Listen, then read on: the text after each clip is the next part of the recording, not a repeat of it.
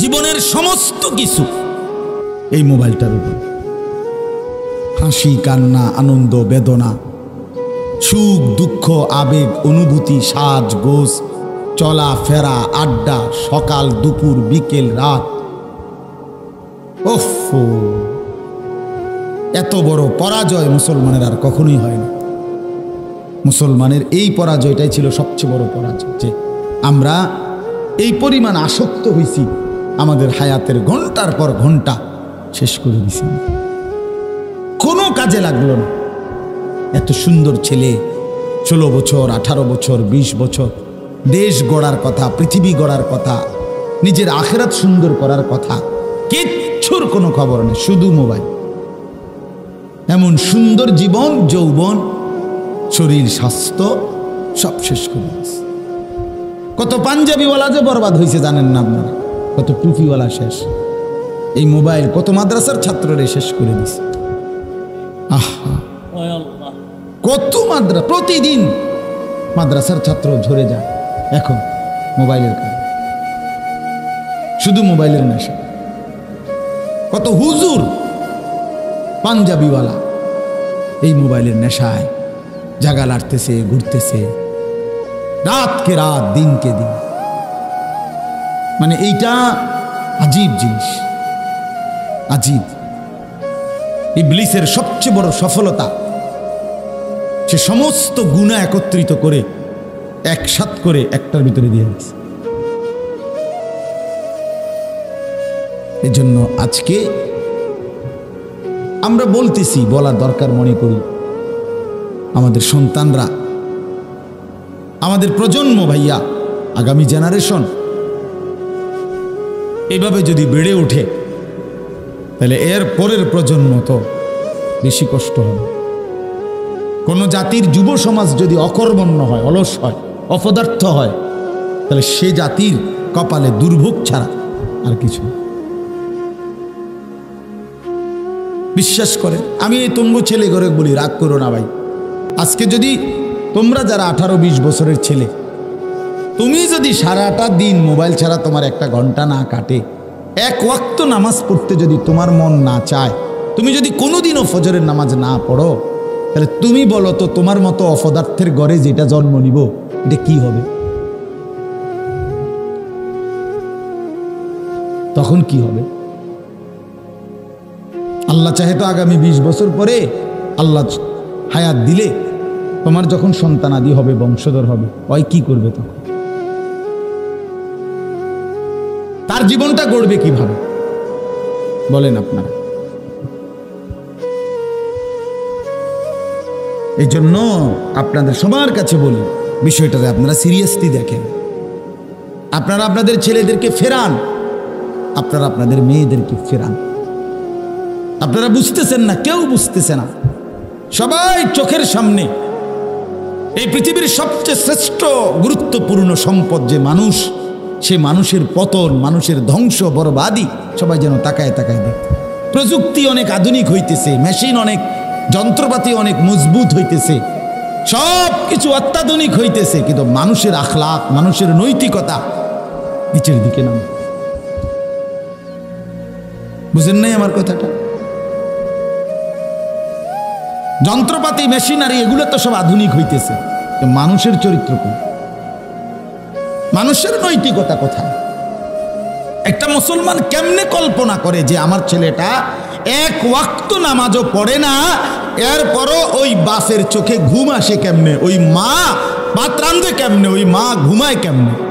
হযরত ওয়াসিলা ইবনুল আসকা রাদিয়াল্লাহু তাআলা আনহু, ওয়াসিলা ওনার নাম, এই সাহাবী মিশরে থাকতেন নবীজির ইন্তেকালের পরে। তো ওনার ছেলেকে খ্রিস্টান বাহিনী, রোম দেশে, ইটালি, এই রোম সাম্রাজ্যে খ্রিস্টান বাহিনীর বিরুদ্ধে যুদ্ধরত অবস্থায় ওই সাহাবীর ছেলেকে খ্রিস্টান সেনাবাহিনী বন্দি করছে। আমরা কিতাবে পড়ছি, আরবি কিতাবে। বন্দি করার পরে অন্ধকার কুঠুরিতে ছেলেটাকে আটকায় রাখছে। তো এই খবরটা মিশর, হাজার হাজার মাইল দূরে মিশর দেশে এই সাহাবীর কানে আসছে। ওয়াসিলা এই সাহাবীর কাছে খবর আসছে যে আপনার ছেলে আপনার সন্তানকে খ্রিস্টান বাহিনী বন্দী করছে। খোদার কসম, খেয়াল করেন, এই সাহাবী আমরা কিতাবে পড়ছি সর্বপ্রথম চিৎকার করে 2 হাত তুলে আল্লাহকে বলছে, আল্লাহ, তাইলে আমার সন্তান নামাজ পড়বে কিভাবে? আমার সন্তান দুশ্মনের বন্দিখানায় আজান শুনবে কেমনে? আর অন্ধকার কুঠুরিতে সে ওয়াক্ত চিনবে কিভাবে? ওই নামাজ পড়বে কেমনে? এই প্রথম ফিকির, প্রথম ফিকির এটা।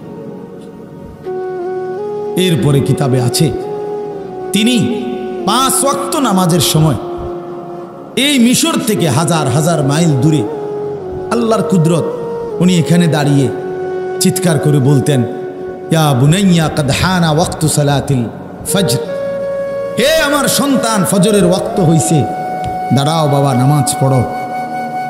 তো মুক্তি পাওয়ার পরে ওনার ছেলে বলছে, আব্বা, 5 ওয়াক্ত নামাজের এলান আপনি যে বলতেন আমি নিজ কানে শুনতাম। আল্লাহ তাআলা পৌঁছায় গেছে। এক বাবার ফিকির কি? সন্তানের নামাজ। সাহাবীদের কলিজায় প্রথম ফিকির ছিল। আর আশ্চর্য হাদিস শুনেন, হাদিসের মধ্যে আছে আল্লাহ নবী সাল্লাল্লাহু আলাইহি সাল্লাম সাহাবীদের সামনে বলতেছেন একদিন যে, শোনো, শেষ জামানায় আল্লাহ তাআলা পৃথিবীতে সবচেয়ে বড় যে কাফেরকে পাঠাবেন, যে 40 দিনে কোটি কোটি কোটি কোটি মুসলমানের কে বেঈমান বানায় ফেলবে, কাফের বানায় ফেলবে, সেই বেঈমানের নাম হলো দাজ্জাল। সেই বেঈমানের নাম কি? দাজ্জাল। সে পৃথিবীতে নবীজি বলছে প্রকাশ হওয়ার পরে 40 দিন থাকবে। এই 40 দিনে সে কোটি কোটি ইমানদারকে বেঈমান বানায় ফেলবে, কাফের বানায় ফেলবে। তখন তো নবীজি বলতেছেন সাহাবীদের সামনে, কথাটা খেয়াল করেন, যে দাজ্জাল থাকবে কয়দিন? এই প্রথম দিন নবীজি বললেন, শোনো, প্রথম দিন হবে 1 বছরের সময়, দ্বিতীয় দিন হবে 1 মাসের সময়, তৃতীয় দিন হবে 1 সপ্তাহের সমান, আর চতুর্থ থেকে বাকি দিনগুলো তোমাদের স্বাভাবিক 24 ঘন্টার দিন। তো প্রথম দিন হবে কদ্দুর, এই কথাটা বলছে নবীজি। আমরা শুনলে কি কইতাম? ওরে খাইছে রে, কি তো কোন 1 বছরের সমান, মানে এইটার উপরে বিভিন্ন রঙের বেরঙের কথা কইলাম। কিন্তু মুসলিম শরীফের হাদিস, সাহাবীরা যখন শুনছে নবীজি বলল যে দাজ্জাল পৃথিবীতে যখন প্রকাশ পাবে 40 দিন থাকবে, এই বেঈমান ঈমান হারা করবে, একদিন হবে তার প্রথম দিন 1 বছরের সমান।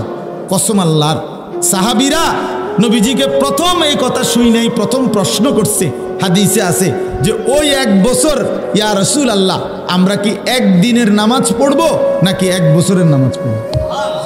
মানে ওনাগো প্রথম চিন্তা কি? নামাজ। পরে কি হইব না হইব, কেমনে কাটবো 1 বছর, হিটা চিন্তা পরে, আগে হলো নামাজ পড়বো কেমনে। বুঝছেন বিষয়টা? এই হলো মুসলমানের ফিকির, যে প্রথম ফিকির নামাজ, প্রথম ফিকির নামাজ। ইয়া রাসূলুল্লাহ, নামাজ পড়বো কিভাবে? তো নবীজি সাল্লাল্লাহু আলাইহি সাল্লাম বলেন, ওয়াক্ত হিসাব করে করে 1 বছরের পুরা নামাজ পড়তে, 5 ওয়াক্ত না, 1 বছরের নামাজ। বলে কেমনে হবে? কেমনে আপনি হেসুমে থাকেন, হেসুমেই বুঝবেন, ঠিক না? কেমনে পড়বো ওইটা আপনি থাকলেই তো দেখবেন, হেসুমেই তো দেখবেন। তো এই জন্য বললাম, এরকম অসংখ্য উদাহরণ দেওয়া যাবে। প্রথম ফিকির নামাজ, প্রথম ফিকির। হযরত ওমর রাদিয়াল্লাহু তাআলা আনহু 10.5 বছর মুসলমানদের খলিফা ছিলেন, অর্ধ পৃথিবীর বাদশাহী করছেন। 10.5 বছর পরে তিনি মসজিদে নববীতে, নবীজি সাল্লাল্লাহু আলাইহি সাল্লামের যেই মসজিদ মদিনায়, সেখানেই তিনি ইমামতি করতেন।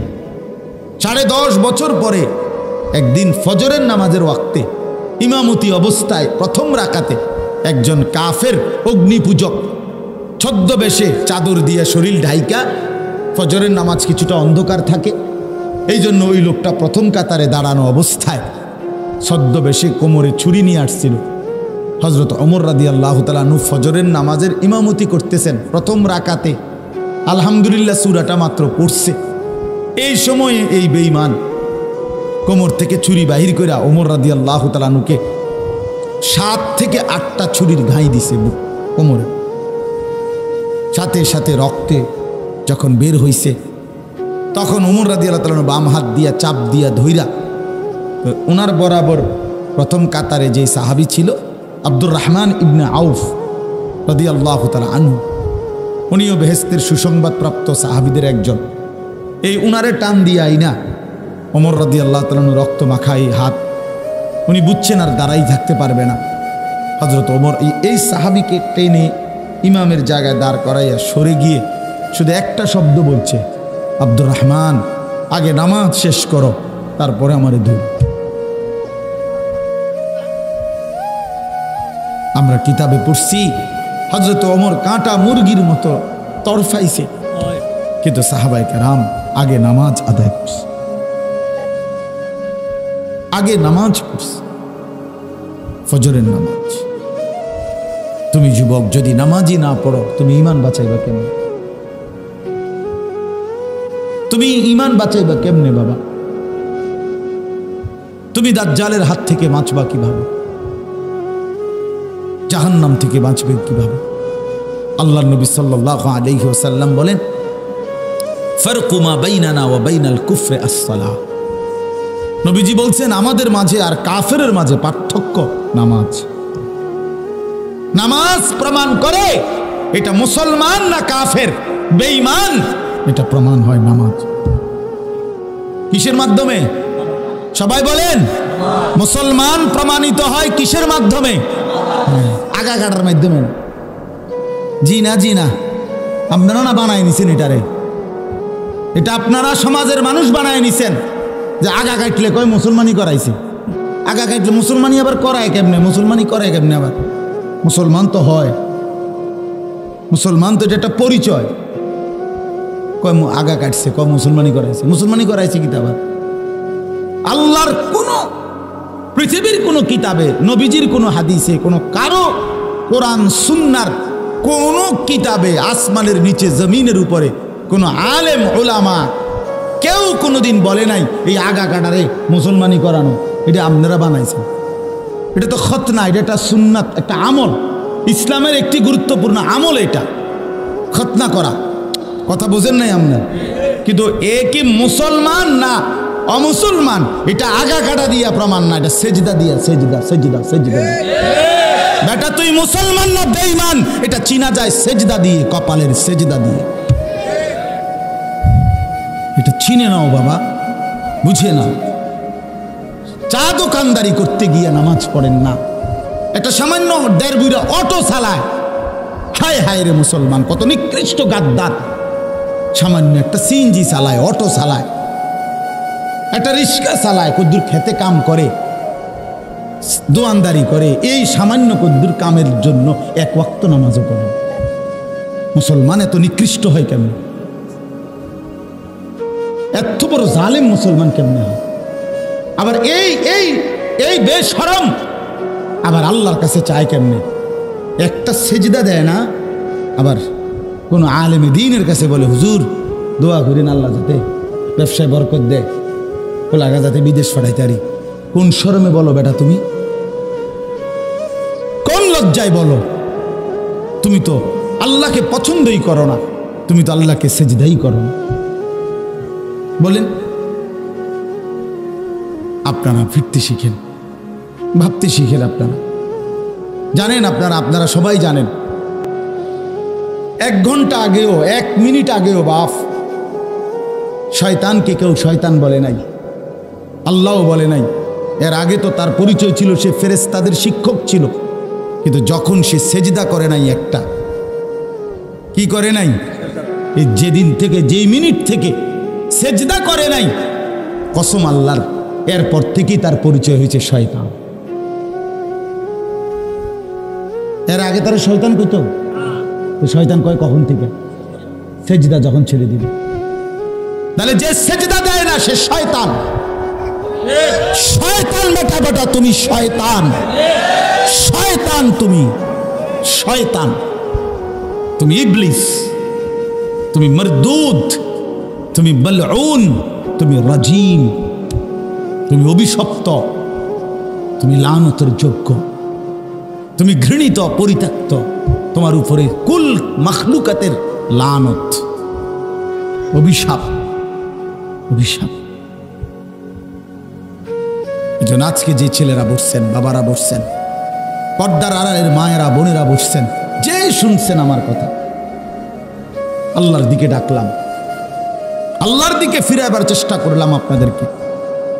সেজদা করেন, আল্লাহর দিকে ফিরে আসেন।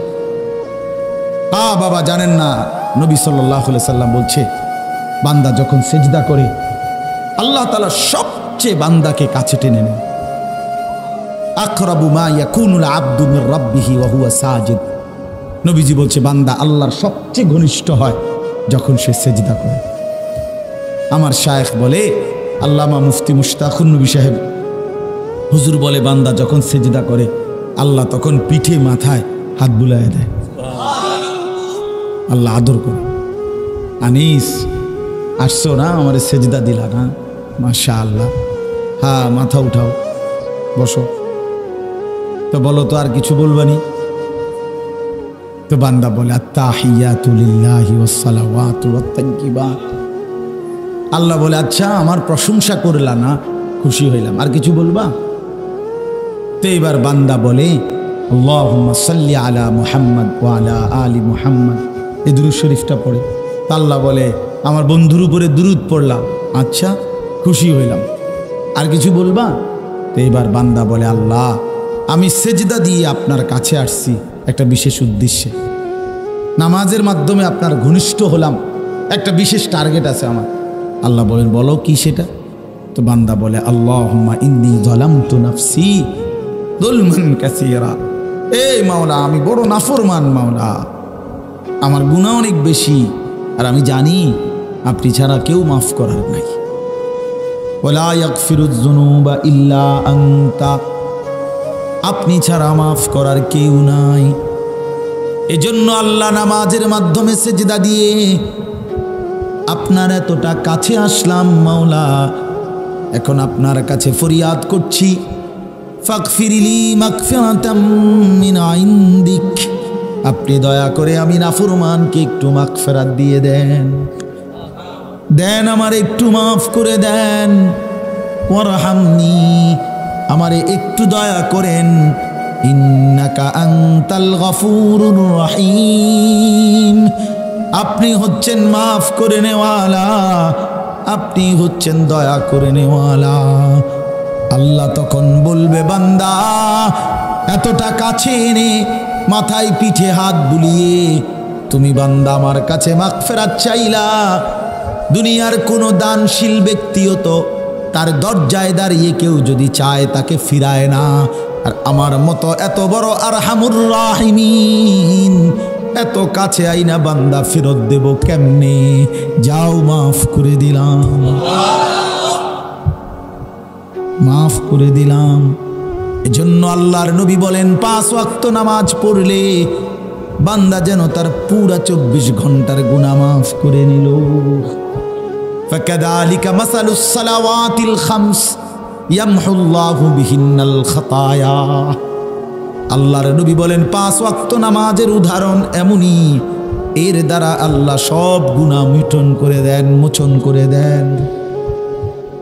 এই জন্য আমি যেই আয়াতখানি পড়েছি, এই আয়াত কোরআনুল কারীমের 41 নম্বর সূরা, সূরায়ে হামিম আস-সাজদা 24 নম্বর পারা। আল্লাহ বলেন, ওয়ামান আহসানু কাওলাম মিম্মান দাআ ইলাল্লাহ। আল্লাহ বলে, সেই মানুষটাই সবচেয়ে উত্তম যে মানুষদেরকে আমি আল্লাহর দিকে ডাকে। আল্লাহর দিকে যে ডাকে, মানুষকে বন্দিগির দিকে যে ডাকে, মানুষকে আখিরাতের দিকে যে ডাকে, মানুষকে কবরের কথা যে মনে করায় দেয়, আল্লাহ বলেন সেই হচ্ছে সর্বোত্তম মানুষ। সুবহানাল্লাহ। এজন্য বন্ধু, একজন আরেকজনকে আল্লাহর দিকে ডাকেন, আল্লাহর দিকে ডাকেন। বাবা আপনি ছেলেকে আল্লাহর কথা বলেন, মা আপনি সন্তানকে আখিরাতের কথা বলেন। চোখের পানি ফেলে বলেন, বাপ আমার, ছেলে আমার, যদি মা আল্লাহকে সেজদা না দাও তাইলে তো বাবা তুমিও জাহান্নামী, আমিও তো জাহান্নামী। আমরা দুইজনই তো আটকায় যাব। আল্লাহ কোরআনে বলেন, ওয়া'মুর আহলাকা বিস-সালাহ ওয়াসতাবির আলাইহা। আপনি আপনার পরিবারের সদস্যদেরকে নামাজের আদেশ করুন এবং আপনি নিজেও নামাজের উপরে মজবুত থাকুন। এই যে কোরআনে আল্লাহর আদেশ। আল্লাহ বলেন পরিবারের সদস্যদেরকে, এক বাপ তোমার দায়িত্ব নামাজের কথা বলা, মা তোমার দায়িত্ব নামাজের কথা বলা, আর নিজেরাও নামাজের উপরে মজবুত থাকা, নিজেরাও নামাজ পড়তে থাকা। আল্লাহ বলেন লা নাসআলুকা রিজকা। আল্লাহ বলে বান্দা বাপ ফুত সবাইরে বলি, তোমরা কেউ রিজিকের জন্য আমি আল্লাহকে সাহায্য করতে হবে না। নাহনু নারযুকুকা, আমি ওয়াদা দিলাম আমি সকলকে একাই আমি আল্লাহই রিজিক দেব। আমি আছি, আমি দেব বান্দা। ওয়াফিস সামাই রিজকুকুম ওয়া মা তুআদুন। আল্লাহ বলে বান্দা শুনো, খেতে কিংবা ফসলে, বাজারে কিংবা ব্যবসায়, দেশে কিংবা বিদেশে কোথাও রিজিক নাই। রিজিক আসমানে, আসমানে, আসমানে। কোথায়? ওয়াফিস সামাই রিজকুকুম, আসমানে তোমাদের রিজিক। কোথায়? ওয়া মা তুআদুন, যত কিছু দুনিয়ায় তোমাকে দেব ওয়াদা দিয়েছি সব ফয়সালা আসমানে। রোদের ফয়সালা আসমানে, বৃষ্টির ফয়সালা আসমানে, আনন্দের ফয়সালা আসমানে, বেদনার ফয়সালা আসমানে। সন্তান হবে ফয়সালা হয় আসমানে, বিবাহ হবে ফয়সালা হয় আসমানে, কোনোটাই জমিনে হয় না। কোথায় হয়? হ্যাঁ, আরশে আজিম, ওইখানে যিনি আছেন তিনি। এই জন্য দেখেন না, বিদেশেই যদি কামাই রোজগারি হইতো তো একই জায়গায় বিদেশ থেকে তো দুইজন, একজন পয়সাওয়ালা হয়েছে আরেকজন কিচ্ছু হয়েছে না। তো এরম নাই তো, এরম কা আমার পরিচিত আত্মীয় দুইজন গেছে একসাথে 16 বছর বিদেশ করে আসছে। একজন বাড়ি গাড়ি করছে অনেক কিছু, আরেকজনে বলছে ও ভাই বিশ্বাস করো ফ্যান যেটা পিন্দা আইছি এটা আরেকজনের তে হাওলাত করে আইছি। এমন হলো কেন? এমন হলো কেন? তাহলে বোঝা গেল রিজিক কোথায়? বিদেশে। কোথায়? আসমানে। একই স্ট্যান্ডে সিএনজি চালায়, রাইতেলে সবার ইনকাম বরাবর হয় না। এক বাজারেই মুদি দোকানদার, এক বাজারেই চা দোকানদার, কিন্তু সবার ইনকাম বরাবর। একমার ফুট দুজন, মা দুজনেরই একেবারে কলজা দিয়ে দোয়া করছে, দুজনের হাত বুলাই দিছে, মায়ের দোয়া দুজনেই পাইছে, কিন্তু একজন কোটিপতি আর একজন ফকির। কথা বলেন না কেন? তো এরু বইল কা, মা তো দুজনের দোয়া করে দিছে। মূলত ফয়সালা কোথায়? এই জন্য চলেন আমরা আল্লাহর দিকে ফিরি, একজন আরেকজন আল্লাহর দিকে ফিরাই। বাবা ছেলেকে বলেন, ছেলেরা তোমরা তোমার ভাইকে বলো, বন্ধুকে বলো, তুমি তোমার বোনকে বলো, নিজের মানুষকে আল্লাহর দিকে ফিরাও। কেউ কাউরে নষ্ট করে দিও না বাপ।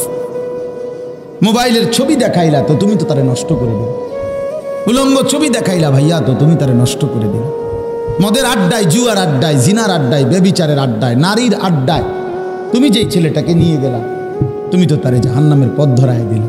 এরপরে যত অপরাধ করবে খোদার কসম তোমার আমল নামার মধ্যে সম পরিমাণ গুনাহ তোমার আমল নামা তো জমা হবে। যে প্রথম কাউকে বিড়িখানা শিখাইছে ওই নাফরমান, যতদিন ওই লোক বিড়ি খাবে ততদিন এই লোকের আমল নামা তো গুনাহ হবে।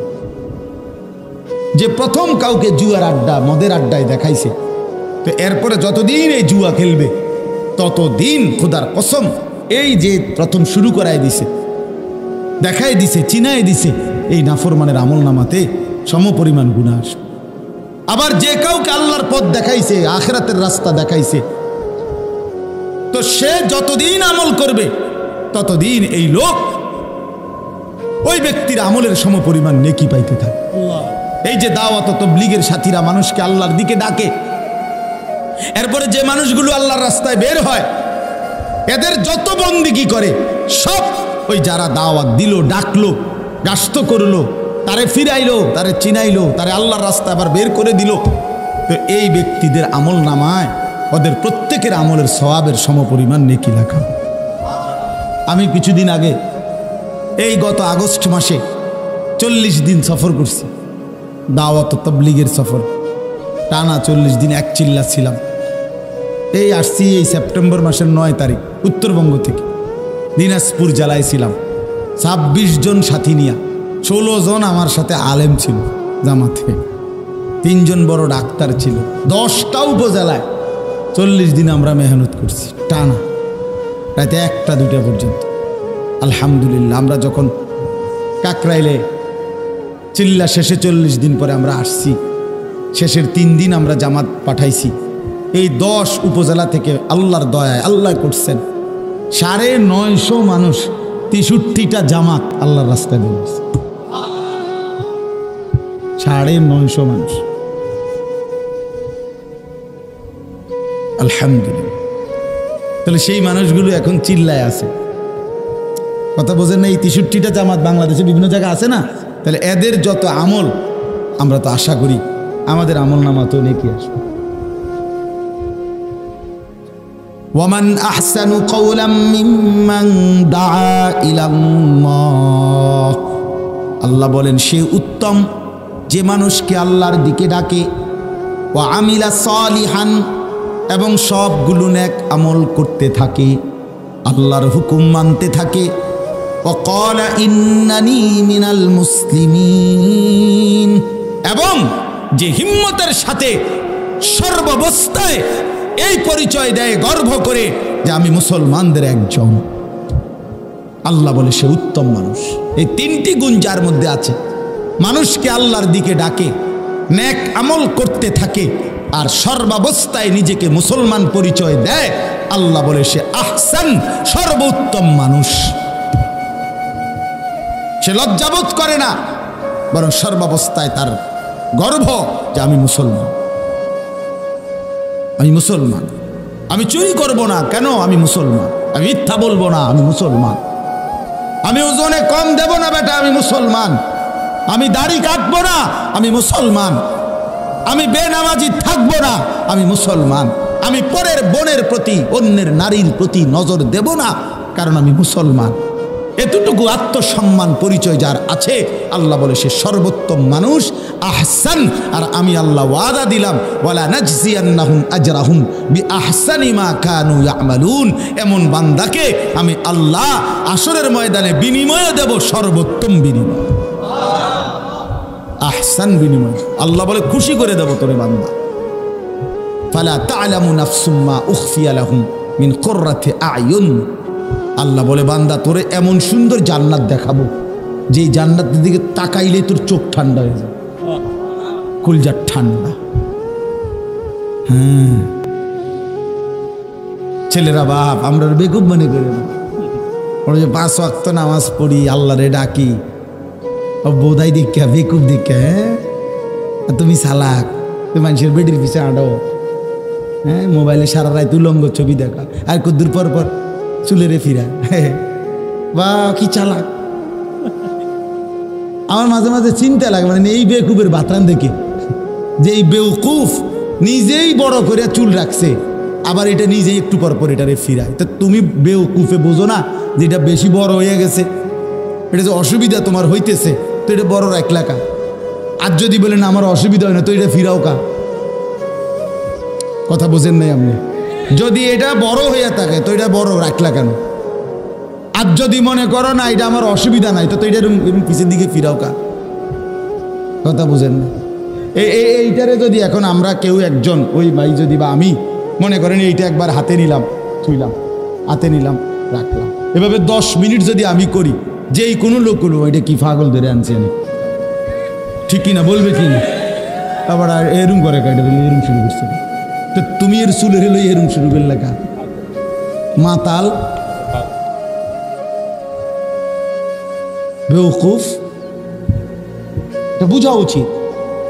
একজন সুস্থ স্বাভাবিক মানুষ মুসলমান বেগায়রত হয় না বেটা। আমি কেন হেরে যাব কাফেরের কাছে? আমি কেন হেরে যাব বেঈমানের কাছে? একটা সামান্য নাফিত তোমারে পরাজিত করে দিল। তুমি নাফিতের থেকে ডিজাইন নিলা, তুমি একটা খেলোয়াড়ের কাছ থেকে, গায়কের কাছ থেকে, নর্তকীর কাছ থেকে।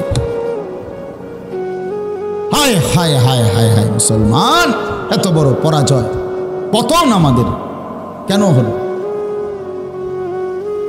আল্লাহ আমাদেরকে বুঝ দান করেন।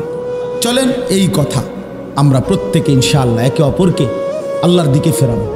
কার দিকে বলেন না বাবা, কার দিকে? সবাই বক্তা হইতে হবে জরুরি না, সবার জন্য প্যান্ডেল লাগাইতে হবে জরুরি না। আল্লাহ যাকে জবান দিছে, মুসলমান বানাইছেন, সে এক শব্দ পারুক আর এক কথা পারুক, তার দায়িত্ব এটা মানুষকে আল্লাহর দিকে ডাকা। কথা বোঝেন নাই আপনি? সবাই বক্তা হওয়া জরুরি না। আপনি এক লাইনে বলবেন ভাই নামাজ পড়ে, বলে হুজুরে কইছি পড়ে না, না পড়ুক, আপনি কম। সবচেয়ে মজার বিষয় এটা, ওফ দারুণ একটা বিষয় আছে, সেটা হলো কোরআন শরীফে আছে নবীজিকে আল্লাহ, মজার কথাটা শোনেন, নবীজিকে আল্লাহ বলছে ওয়ামা আকসারুন নাসি ওয়ালাউ হারাসতা বিমুমিনিন, হে নবী আপনি যদি আরো চেষ্টা করেন সবাই ঈমানদার বানাইতে পারতেন না, সবাই মুসলমান হইতো না। এখন নবীজি যদি বলে এটা আল্লাহ তাইলে একটা কাজ করেন না, যেটি হইতেই না, এগুলো লিস্টিটা দিয়ে দিলে ভালো ছিল। এখন নামটা দিয়ে দিলে আমারে, আমি এই ডাকাইতে করে আমি আর না কইলাম, যেহেতু এগুলো একের বাদে আমার কুদুর এই লিস্টিটা দিয়ে দেন। আল্লাহ তাআলা বলে না বন্ধু, ওমা তাসআলুহুম আলাইহি মিন আজরিন, সুবহানাল্লাহ। মানে হলো বিষয়টার অর্থ এরকম, মনে করেন আমি একটা মাল ফেরি করতেছি, তো আমার হিসাব হইল আমার মাল যদি বেচা হয় তাইলে আমার পুঁজি আসবে, ঠিক কিনা বলেন? আমার যদি মাল না কিনে কেউ, তাহলে আমার পুঁজি আসবে নি? আসবে না। তাহলে আমার মাল যদি গ্রাহক কিনে তাইলে আমার ব্যবসা, মানে আমার পুঁজি আসবে, এই না? কিন্তু আল্লাহ তাআলা বলছে বন্ধু আপনি মানুষকে আল্লাহর দিকে ডাকবেন, সবাই ঈমানদার হবে না তো বললাম, তবে আপনি বলতে থাকেন সবাইকে, কারণ সিস্টেম কোনো এই না যে গ্রহণ করলে আপনার নেকি, না, আমি আল্লাহর ফয়সালাটা এরকম না যে আপনার কথা যদি কেউ শুনে, গ্রহণ করে, মেনে নেয়, তাইলে গিয়ে আপনি নেকি পাইবেন। আল্লাহ বলে না বন্ধু, এইটার সিস্টেম না আমার সিস্টেম হইল আপনি বলতে থাকবেন, কেউ গ্রহণ করুক না করুক সেটা আমার ফয়সালা, আপনারে যেই নেকি দেওয়ার এটা আমি দিতেই থাকমু, দিতেই থাকমু, দিতেই থাকমু। এইটা হলো মজার কথা, বুঝেন নাই কথাটা? আমার লাভ হইতেই থাকবে, আমার মাল বেচা নাও, কোনো কাস্টমারে নিল না মনে করে, কিন্তু আমার পুঁজি আসবে, ব্যবসা আসবে। এই জন্য আল্লাহর কথা বললেই না, কথাটা বুঝছেননি আপনি? আপনি যদি বলেন 10 বছর ফোলাডারে বুঝাইছি হুজুর তে নামাজ পড়েন, আপনি 11 বছর কম, 12 বছর কম, 100 বছর বলেন। নূহ আলাইহিস সালাম তো 950 বছর বলছে, কথা কয় না কেন? 950 বছর। আচ্ছা তাহলে সর্বোচ্চ মানুষকে আল্লাহর দিকে ডাকার উদাহরণ সর্বোচ্চ কত বছর আছে? 950 বছর। কথা বোঝেন নাই? তাহলে আপনি থামলে 950 পরে যদি আপনার টাইম ওভার হয় তাহলে হয়তো থামবে, তো এত পাইবেন থেকে 951 বছর যদি বলেন তোই কইবেন আল্লাহ নূহ নবীর অফিসে আলাই দিছি, এইবার কি আমি জিরাইতাম নি? এরকম হায়াত আছে কারো? তাইলে আল্লাহর কথা বন্ধ করার সুযোগ নাই। আল্লাহ আমাদেরকে বুঝ দান, আল্লাহ আমাদেরকে তৌফিক দান করে। দ্বিতীয়টা তর্জমা শুধু বলি, ওয়ালা তাস্তাবিল হাসানাতু ওয়ালা সাইয়্যিআ, আল্লাহ বলে শুনো ভালো আর মন্দ কখনোই বরাবর হতে পারে না।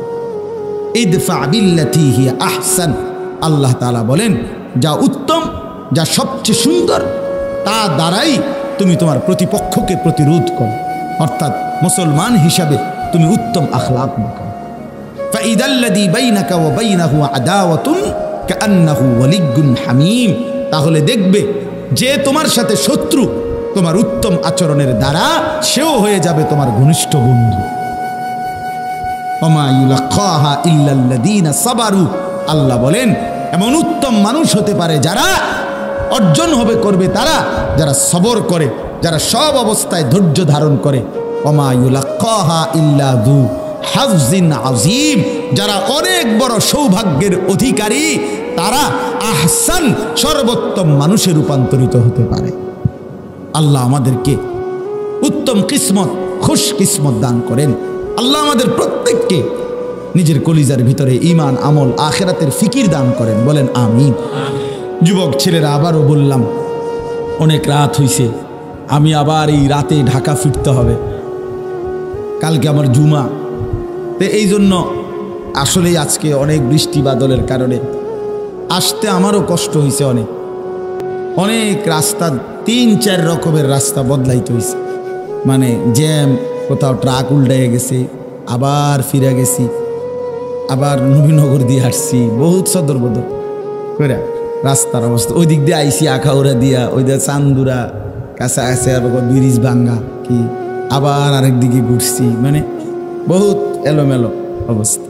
যাই হোক, এরপরও আপনারা বসছেন, কষ্ট করছেন, আমরা দোয়া করি। ছেলেরা অনেক ফিকির করছে মাহফিলটার লেগে, আমার জন্য অনেক আবদার করছে।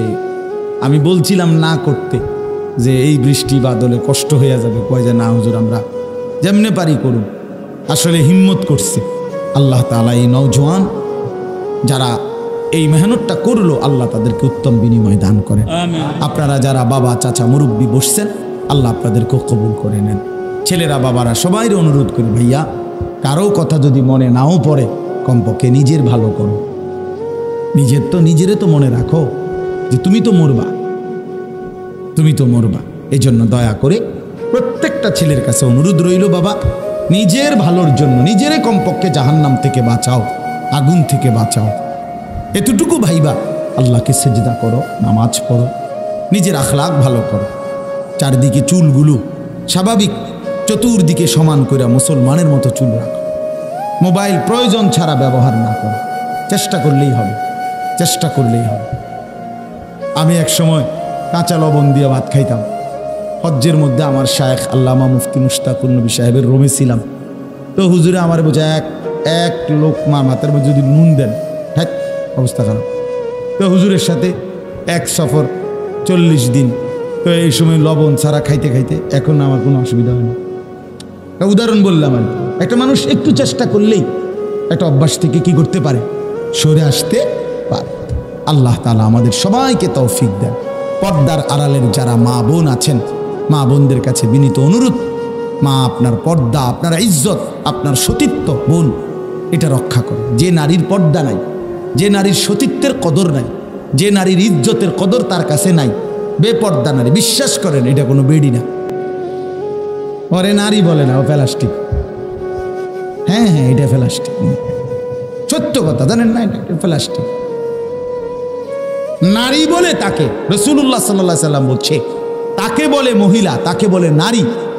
আওরাতুন, যে নিজেকে আড়ালে রাখে, পর্দায় রাখে, লুকিয়ে রাখে, গোপন রাখে। এজন্য যার মধ্যে পর্দা নাই তার মধ্যে নারীত্ব নাই। নারীত্ব ওটা নারী না, ওটা বেডি না, ওটা এমনি প্লাস্টিক কিছু একটা। এজন্য যার হায়া লজ্জা আছে সে নারী, যার মধ্যে ইজ্জতের কদর আছে, পর্দার কদর আছে। আল্লাহ তাআলা আমাদের মা বোনদেরকে তৌফিক দান করেন। সুবহানাল্লাহি ওয়া বিহামদিহি, সুবহানাকাল্লাহুম্মা বিহামদিকা, আশহাদু আল লা ইলাহা ইল্লা আনতা, আস্তাগফিরুকা ওয়া আতুবু ইলাইক। দোয়া করি।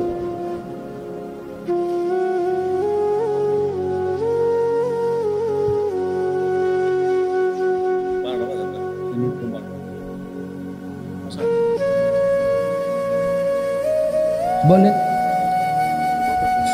কিছু বললে বলে,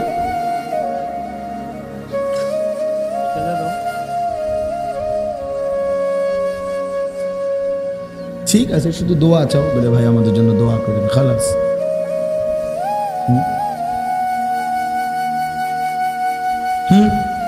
এইটা এতক্ষণ ধরে বলেন না কেন? আমাদের এই মাদ্রাসা আর এই মাহফিলটার জন্য ছোট্ট কদ্দুর খরচ আগামী বছরের জন্য আমরা চলেন সবাই মিলে দেখেন, নিয়ত করলে আল্লাহ চাই তো হয়েই যাবে। আগামী বছরের মাহফিলের জন্য পোস্টার, মাইক, চাটাই, পোস্টারের খরচ কত? আনুমানিক 5,000 টাকা। তাহলে আগামী বছরের জন্য পোস্টার 5,000 টাকা দিবেন, এরকম একজন ভাই নিয়ত করেন, বলেন তো একটু ইনশাআল্লাহ। অথবা দুইজনে বলেন যে হুজুর আমি 2,500 টাকা দেব, তো আরেকজন বলেন 2,500 টাকা, তাইলে সহজ হয়ে যায়। বলেন তো ইনশাআল্লাহ, একটু নিয়ত করেন, বলেন না বাবা, হিম্মত করেন। জি, আল্লাহ তৌফিক দান করেন। বলেন আগামী বছর দিবেন, এই বছর না, আগামী বছর যখন মাহফিল হবে। মাশাআল্লাহ। চাচা জানেন নাম কি? জনাব মাস্টার আলী আকবর সাহেব, জি উনি না, হাজি আলী আকবর সাহেব, আল্লাহ তাআলা ওনারা তৌফিক দান করেন। চাচা জান ইনশাআল্লাহ পোস্টারের খরচটা দিয়ে দেবেন, আল্লাহ তাআলা উত্তম বিনিময় দান করেন। মাইকের খরচ কত? আনুমানিক 7-8 হাজার টাকা, 7-8 হাজার টাকা আনুমানিক, ধরেন না 8 হাজার টাকা ধরলাম আমরা। এই 8 হাজার টাকা 4 জনে মিলে দেন, 4 জনে বলেন 2,000 টাকা করে দিবেন, বলেন ইনশাআল্লাহ। কি দেবে? মাশাআল্লাহ পুরা। ফাহাদ ভাই না, ফাহাদ ভাই, ওই ভাই মাশাআল্লাহ, আল্লাহ কবুল করে। জাহিদ ভাই কত দিবে ভাই? 5,000 টাকা, 8,000, 7-8 হাজার, যে কয় টাকা হয়। মাইকের খরচ দিবে জাহিদ ভাই, আল্লাহ আপনি কবুল করে নেন। চাটাই, ওই যে হোগলা চাটাই কত? চাটাই মাশাআল্লাহ হইছে। আল্লাহ আর কিছু? আল্লাহ কবুল করেন, আল্লাহ তৌফিক দান করেন।